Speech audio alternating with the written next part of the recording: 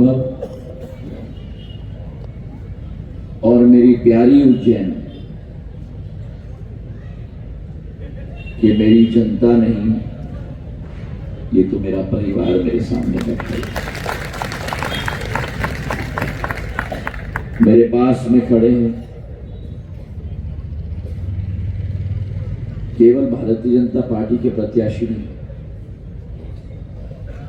प्रधानमंत्री नरेंद्र मोदी जी के प्रत्याशी हैं, पार्टी अध्यक्ष जेपी नड्डा जी के प्रत्याशी हैं, गृह मंत्री अमित शाह जी के प्रत्याशी हैं, हम भारतीय जनता पार्टी के समस्त कार्यकर्ताओं के प्रत्याशी हैं और सबसे महत्वपूर्ण उज्जैन के जन जन के प्रत्याशी हमारे अनिल जैन कालूपेड़ा साहब। मैं पहले निवेदन करूंगा, मेरे चौथे स्तंभ के योद्धा, मेरे मीडिया के सभी भाइयों से कृपा करके नीचे आ जाएं, क्योंकि आपके पीछे लोग बैठे हुए हैं, वो देख नहीं पा रहे हैं।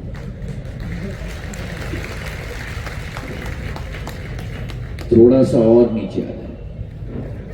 ये जरा पुलिस वाले, ये जरा गेट खोल दो, अंदर आ जाओ, आप अंदर आ जाओ, मेरे पास आ जाओ।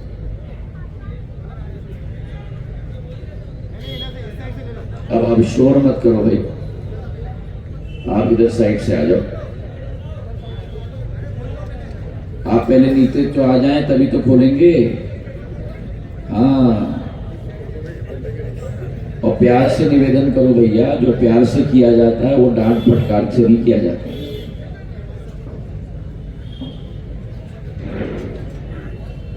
अब पीछे सबको दिख रहा है?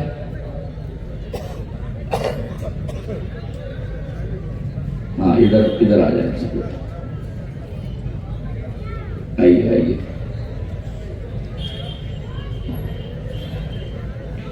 आज बाबा महाकाल की नगरी में उपस्थित होकर मैं अपने आप को सौभाग्यशाली मानता हूं।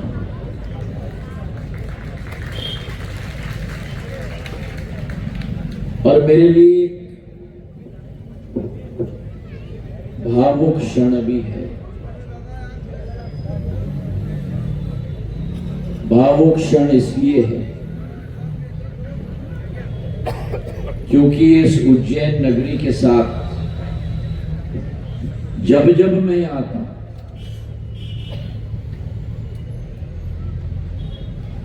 शाही सवारी में मैं उपस्थित होता हूं, हमारे अध्यक्ष जी विवेक जोशी जी, राजेंद्र भारती जी, अनिल जी, हम लोग सब साथ में उपस्थित होते हैं।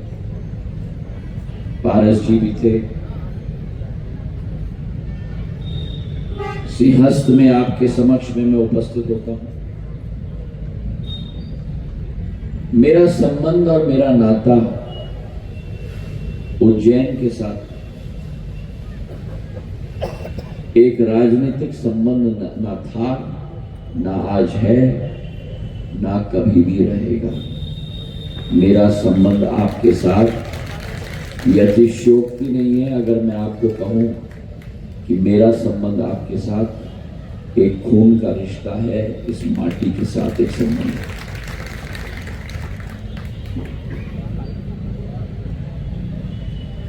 मैं वो उज्जैन का स्मरण करता हूं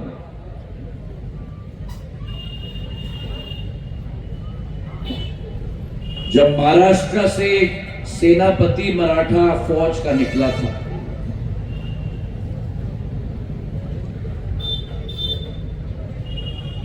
छत्रपति शिवाजी महाराज का आदेश था की देशामध्ये हिंदवी स्वराज्याचा झेंडाचा फडकायचा संकल्प आम्हाला पाहिजे। काय समजला ना तुम्ही विवेक?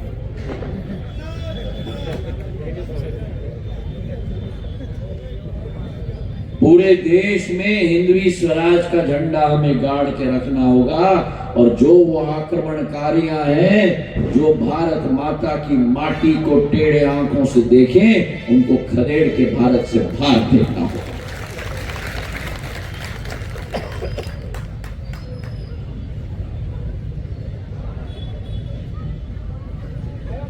उस लक्ष्य के साथ 4 सेनापति निकले थे।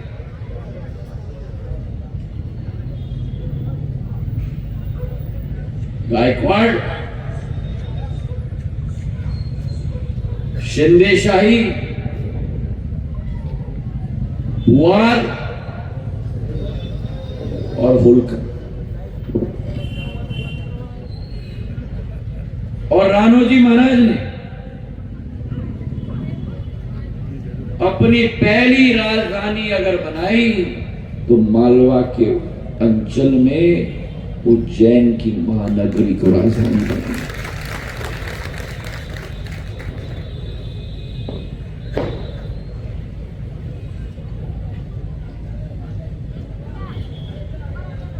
और इसके पीछे एक कारण था।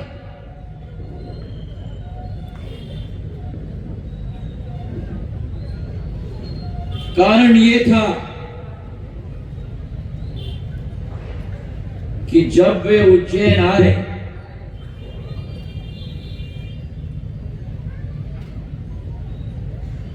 उज्जैन आकर आश्चर्यचकित हुए। उनका दिल टूट गया जब उन्होंने देखा कि देश के 12 ज्योतिर्लिंगों में से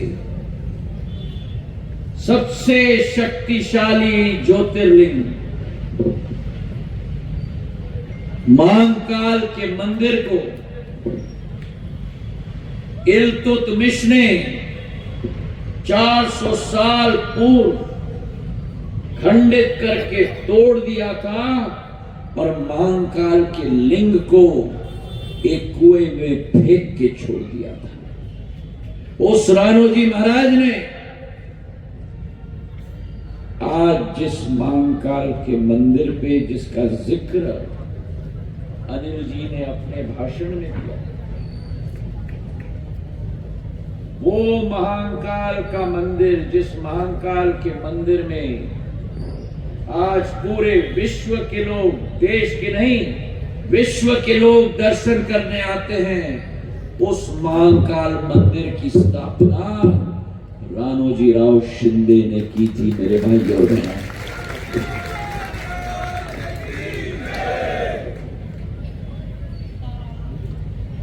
इस देश के अंदर हमारी शक्ति हमारा धर्म है। इस देश के अंदर हमारी शक्ति, हमारी आर्थिक शक्ति केवल नहीं, लेकिन हमारी आध्यात्मिक शक्ति है। उज्जैन को राजधानी बनाई, महाकाल के मंदिर का पुनर्निर्माण करने के बाद राणोजी महाराज ने। और आज देखो, जो भव्य महाकाल मंदिर राणोजी महाराज ने बनाई थी, उस महाकाल मंदिर में आधुनिक युग की राष्ट्रवाद से ओतप्रोत की पार्टी भारतीय संस्कृति और भारतीय सिद्धांत और मूल्य और आध्यात्मिक शक्ति को विश्व पटल पर ले जाने वाली पार्टी ने जहां राणोजी शिंदे ने महाकाल के मंदिर को स्थापित किया, उसी के साथ इस भारतीय जनता पार्टी ने प्रधानमंत्री के आशीर्वाद के साथ उसी मंदिर के चारों तरफ महाकाल लोक का स्थापित कर दिया। ये संगम है।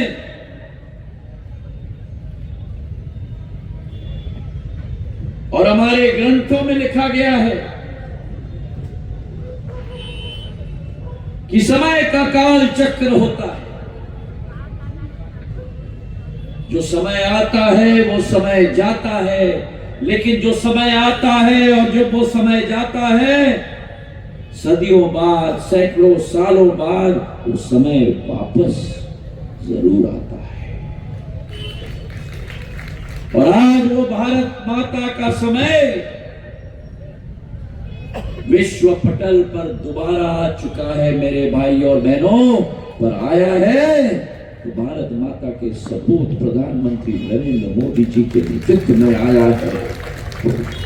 आज योग संयुक्त राष्ट्र में 130 देश के लोग एक जगह पर बैठकर प्रधानमंत्री जी के साथ संयुक्त राष्ट्र में योग करते हैं। जब G20 की अध्यक्षता भारत माता करती है और भारत माता का सपूत इस भारत माता की माटी में विश्व के राष्ट्रपति और प्रधानमंत्रियों को लाकर इस भारत माता की माटी को सिर माथे बना लगाने पर संकल्प कर देता है। 2014 में हम विश्व के 10वीं बड़ी आर्थिक शक्ति थे। 9 साल में आज हम विश्व के 5वीं बड़ी आर्थिक शक्ति हैं और जिस देश ने हमारे ऊपर राज करने की कोशिश की उस देश को मोदी जी ने खदेड़ कर इंग्लैंड को 6 नंबर पर कर दिया और भारत माता को 5 नंबर पर ला दिया। और तीसरा टर्म एक बार फिर मोदी सरकार, एक बार फिर मोदी सरकार। प्रधानमंत्री जी ने संकल्प लिया है कि तीसरे टर्म में मां भारती को 5वें नंबर से हम 3 नंबर पर ले जाएंगे और जर्मनी और जापान को हम पिछाड़ेंगे। 150 साल पूर्व, 200 साल पूर्व वही एक भव्य रूप जब शिंदे शाही की राजधानी उज्जैन होती थी, मंदिरों का निर्माण यहां हुआ। आज शिप्रा नदी पे जितने भी घाट हम देखते हैं सारे के सारे शिंदे शाही के समय में बने हुए घाट हैं मेरे भाई और बहनों। और उसी के साथ ये भी एक संदर्भ पारस जी ने अपने भाषण में दिया, अनिल जी ने दिया, अनिल फिरोजिया जी ने दिया। हर बार सिंहस्थ आता है तो भारतीय जनता पार्टी की सरकार होती है। जिस उज्जैन में मुगलों के राज में सिंहस्थ की प्रथा को पूर्ण रूप से समाप्त कर दी थी वो राणोजी महाराज जी थे, जिनके कार्यकाल में सिंहस्थ का पूर्ण पद्धति दोबारा उन्होंने अपने शासनकाल में शुरू की। हम लोग औद्योगिकरण की बात करते हैं।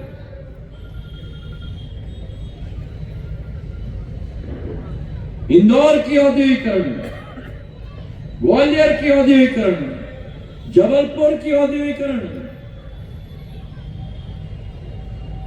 1808 में,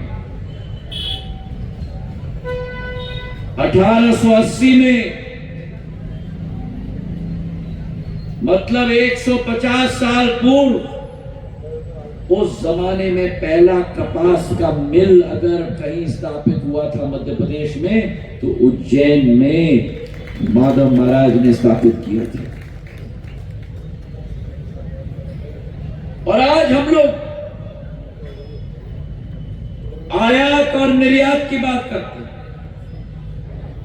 आधुनिक युग में हम लोग स्पेशल इकोनॉमिक जोन SEZ की बात करते हैं, जहां कोई टैक्स ना हो, उत्पादन आप करो और उसका पूर्ण निर्यात करो तो कोई टैक्स नहीं लगता। आप अनुमान लगाओ 1904 में ग्वालियर स्टेट में पहला SEZ जो बना था वो पहला SEZ हमारे उज्जैन में माधवगंज फ्रीगंज के रूप में स्थापित हुआ था मेरे भाइयों और बहनों। तो मेरा उज्जैन सदैव विकास और प्रगति के पथ पर अग्रसर हुआ है। और आज मैं आपको विश्वास दिलाता हूं कि भारतीय जनता पार्टी के शासनकाल में जो अनिल जी अभी कह रहे थे, चाहे रेल लिंक हो, पानी की योजना हो, विद्युतीकरण की योजना हो, और तो और क्या, औद्योगिकरण भी हम लोग उज्जैन में कराएंगे, ये विश्वास मैं आपको दिलाता हूं। आज हमारे सामने इस चुनावी माहौल में कांग्रेस पार्टी की जोड़ी आती है हमारे सामने। एक बड़े भाई, एक छोटे भाई। 55 वर्ष कांग्रेस ने मध्य प्रदेश पे शासन किया है। उन 55 वर्षों में मध्य प्रदेश को अंधेरे के घाट में गड़ाकर कांग्रेस ने छोड़ दिया था। 2003 के पहले एक सरकार थी, उसका नाम था, प्रधानमंत्री जी ने अच्छा नाम दिया,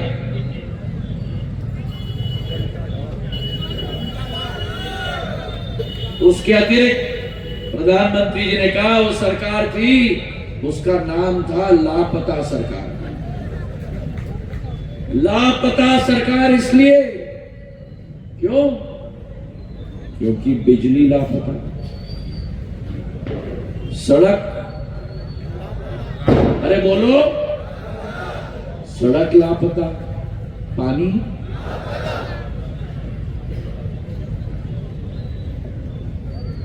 2003 में जो बिजली की स्थिति थी, पानी की स्थिति थी, सड़क की स्थिति थी, 44,000 किलोमीटर की सड़कें थी। आज उसी मध्य प्रदेश में 18 साल बाद 5 लाख किलोमीटर की सड़कें। मुझे याद है जब उज्जैन से हम इंदौर जाते थे, हम महिदपुर जाते थे, तराना जाते थे, हम लोगों को ढूंढना पड़ता था कि गड्ढा कहां खत्म होता है और सड़क कहां शुरू होती है। अब अनिल जी अगर घर से निकलते थे और क्षेत्र में घूमने जाते थे तो धर्मपत्नी कहती थी, सुन लेना, फोन लगाना जब पहुंचोगे। क्यों? घर से बाहर निकलते ही गाड़ी में बैठते हुए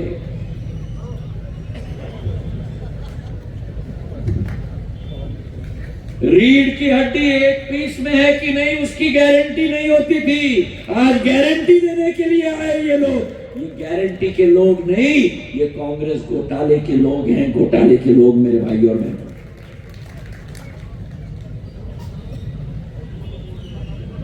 दो 2018 के चुनाव में ये लोग आए थे,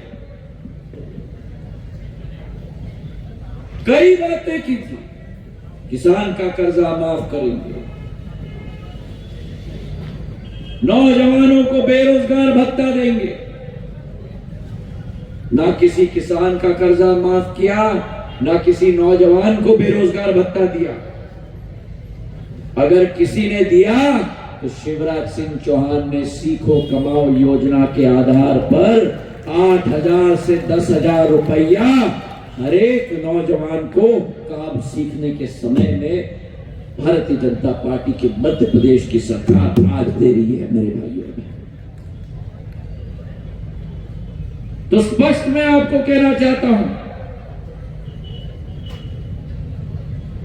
कांग्रेस के साथ धोखा है, कमल के फूल के साथ मौका ही मौका है।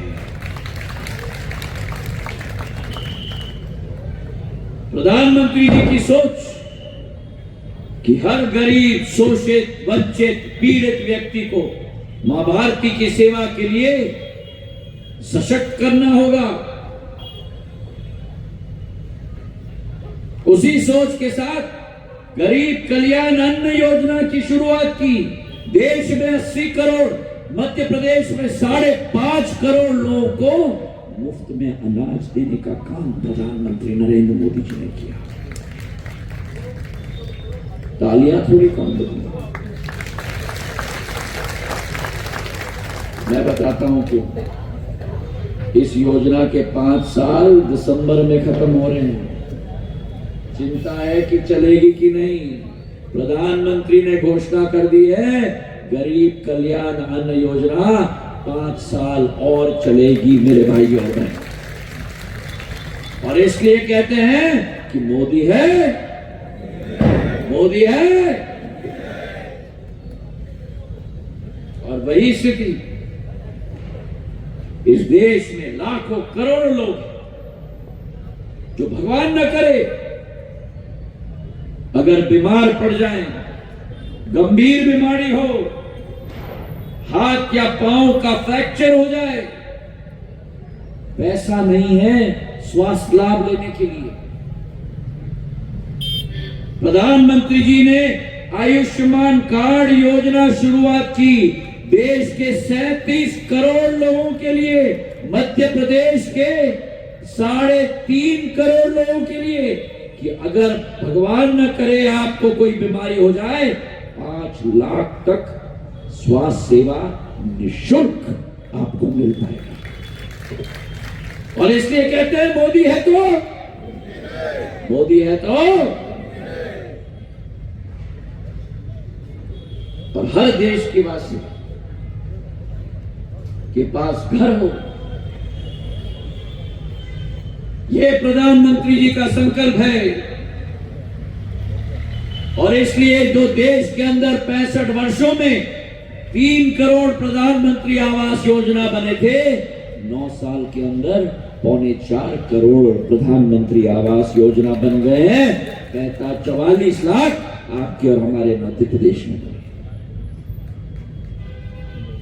और गुना में 4 दिन पहले प्रधानमंत्री जी ने यह निर्णय लिया, घोषणा की कि आज के बाद जितने प्रधानमंत्री आवास योजना बनेंगे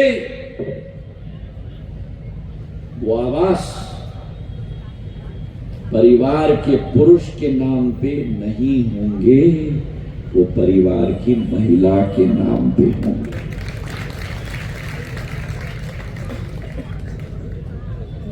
महिलाओं का सशक्तिकरण हो, गांव से संसद तक पुलिस भर्ती में 35% आरक्षण, पंचायत में 50% आरक्षण, शासकीय सेवा में 50% आरक्षण, संसद में 33% आरक्षण। सपना को साकार किया है तो मोदी जी ने साकार किया। ये सोच है प्रधानमंत्री जी का कि मेरे देशवासियों का जो सपना हो, उस सपने को हमें अपने संकल्प में परिवर्तित करना है। इस सारी सेना का संकल्प बने। बसा तुम्ही विवेक बसा, काळजी नको करा भाई, तुमच्या सोबत मी उभरून राहिले।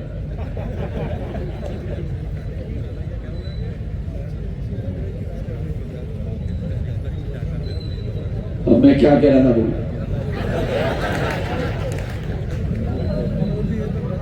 प्रधानमंत्री जी ने कहा कि गरीब के जो सपने हैं, उन सपनों को, इस सेना को अपना संकल्प बनाना है।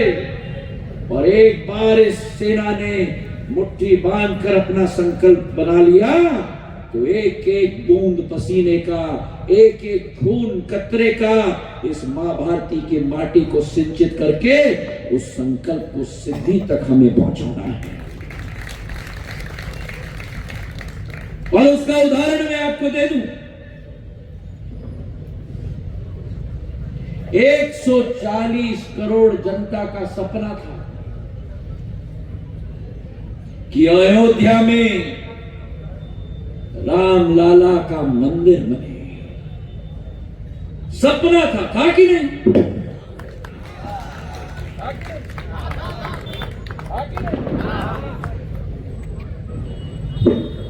140 करोड़ लोगों का सपना। अटल बिहारी वाजपेयी, मुरली मनोहर जोशी, लाल कृष्ण अडवाणी, मेरी आजी अम्मा राजमाता साहब, उमा भारती जी ने वो संकल्प बनाया उस सपने को, और उस संकल्प की शुरुआत उस सफर की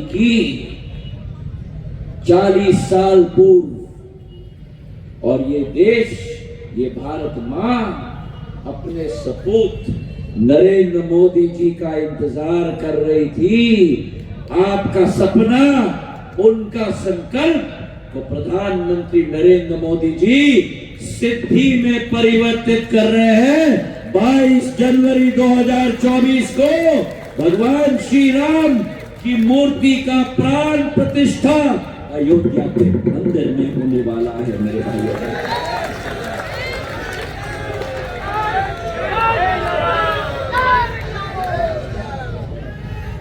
और ये गूंज, ये आवाज, ये गूंज बाबा महाकाल की नगरी से उठे। बोलो मेरे साथ, जय जय।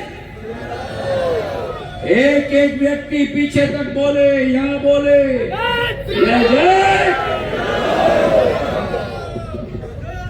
ये भारत की आध्यात्मिक शक्ति है मेरे भाइयों में।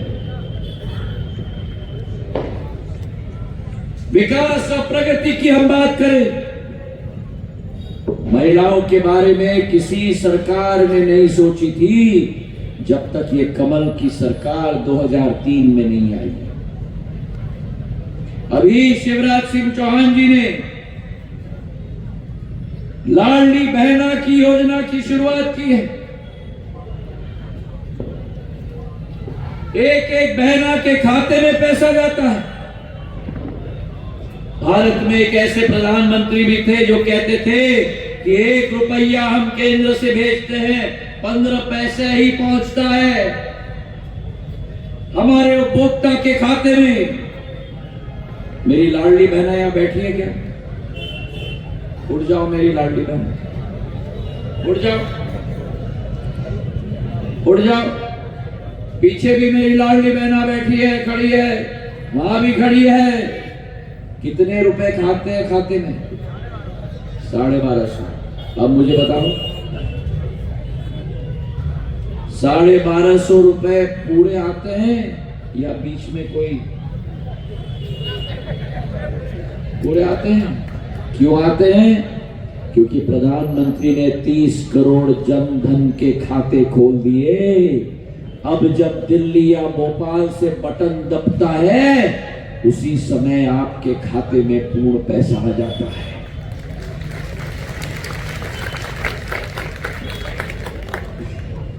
और इसलिए मैं आपसे निवेदन करना चाहता हूं, लोकतंत्र के प्रणाली में ऊपर से नीचे हमें प्रधानमंत्री जी के हाथों को मजबूत करना होगा। केंद्र सरकार को आपने अपना आशीर्वाद दिया, हमारे महापौर कटवाल जी को आपने अपना पूर्ण आशीर्वाद दिया, हमारे पार्षद गहलोत साहब कहाँ हैं? हमारे पार्षद साहब को आपने अपना पूर्ण आशीर्वाद दिया। पार्षद साहब आपके हैं, महापौर साहब आपके हैं, सांसद साहब आपके हैं, अब विधायक साहब भी आप अपना बना लो। मैं क्यों निवेदन कर रहा हूं? मैं इसलिए निवेदन कर रहा हूं कि बिजली की तार की सर्किट कंप्लीट हो जाएगी, नहीं तो अगर कांग्रेस आई तो सर्किट में शॉर्ट सर्किट करवा देगी। सही है कि नहीं? और शॉर्ट सर्किट करके आपकी बिजली कांग्रेस पी लेगी। मेरी लाडली बहना आप बैठ गई,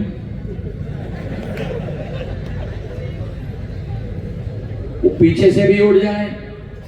1250 रुपया पूरा मिल रहा है, खाते में मिल रहा है। अब अब मैं आपसे पूछना चाहता हूं, आगे भी मिलना चाहिए कि नहीं? मिलना चाहिए कि नहीं? हाथ उठा लो अगर मिलना चाहिए। अरे आप कब से लाडली बहना बन गए?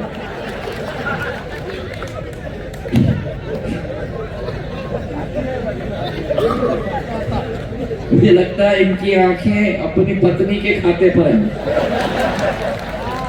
मत छूना, वो पत्नी का खाता है। आने चाहिए कि नहीं? मेरी लाडली बहन आना चाहिए कि नहीं? आना चाहिए, 100% आना चाहिए। तो कान खोल के सुन लो, अगर कांग्रेस की सरकार आई तो आपकी लाडली बहना योजना। अब बताओ, कांग्रेस की सरकार आनी चाहिए क्या? कांग्रेस की सरकार को आने दोगे क्या? जिस सरकार ने कन्यादान योजना बंद कर दिया, जिस सरकार ने हमारे आशा के कार्यकर्ता जो रात दिन मेहनत करते हैं उनका 1500 रुपया तनख्वाह में से शॉर्ट सर्किट कर दिया, वो सरकार पे हमें विश्वास नहीं करना, केवल विश्वास नहीं करना, पर मेरी उज्जैन की जनता उस कांग्रेस पार्टी की बोरी बिस्तर बांध के, बड़ा ताला लगा के, चाबी बंद करके शिप्रा नदी में चाबी फेंक देगा। करोगे? करोगे? करोगे? 100% करोगे? एक एक वोट कमल के फूल पर दोगे? अनिल जी को जिताओगे? कमल के फूल के निशान को मजबूत करोगे?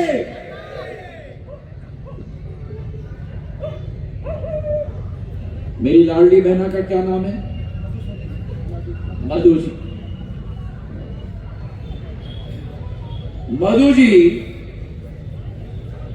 जब 2018 में कांग्रेस की सरकार बनी थी, मधु जी कमलनाथ जी के पास गए। मधु जी ने कमलनाथ जी को कहा, कमलनाथ जी हम बहनों के लिए तो कुछ करो।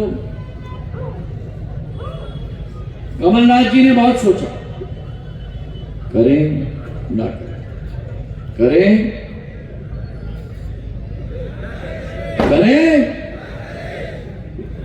बहुत सोच के मधु जी को कमलनाथ जी ने बोला, बहना खजाना खाली है।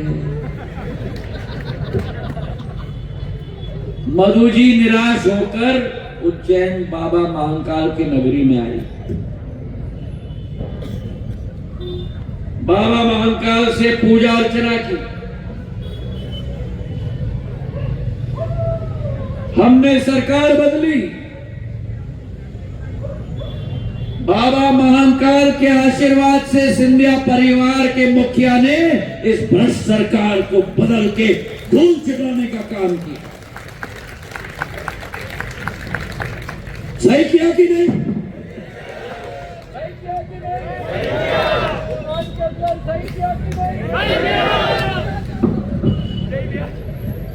मधु जी सरकार बदलने के बाद शिवराज भैया के पास गए। मधु जी ने शिवराज भैया को कहा कि हम बहनों के लिए कुछ करो। जहां कमलनाथ जी ने मधु जी को कहा खजाना बहना खजाना खाली है, वहां शिवराज जी ने मधु जी को कहा बहना खजाना तुम्हारी है।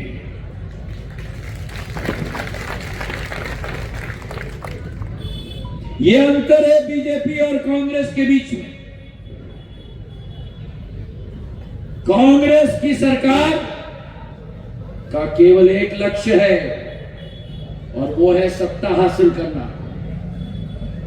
भारतीय जनता पार्टी का केवल एक लक्ष्य है आपके आंखों में खुशहाली दिखना, आपका विकास, आपकी प्रगति करना, देश के परचम को विश्व पटल पर लहराना और इस देश को प्रचंड बहुमत से आगे ले जाना, ये प्रधानमंत्री नरेंद्र मोदी जी की संकल्प है मेरे भाई और बहनों। तो एक तरफ झूठ, लूट और फूट की सरकार है, झूठ, फूट और लूट की सरकार है। वो कहते हैं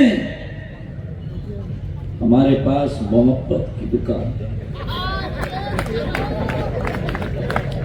कहते हैं कि हमारे पास मोहब्बत की दुकान है,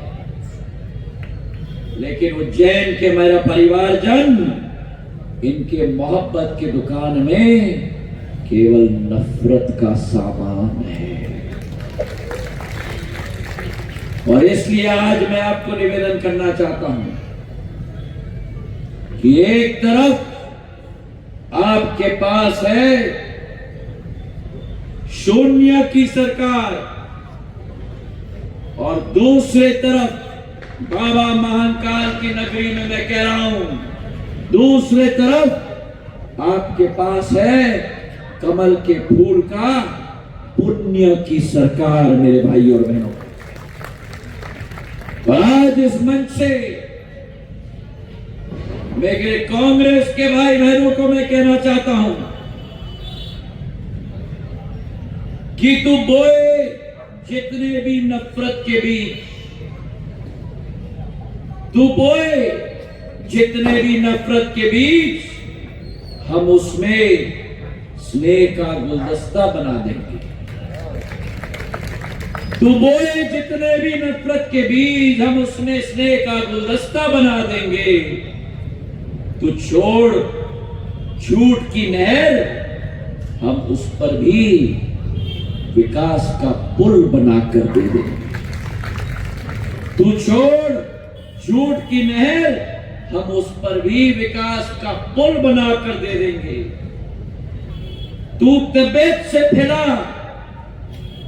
तू तबीयत से फैला कितना भी कीचड़, हम उसमें भी कमल का फूल खिलाकर दे।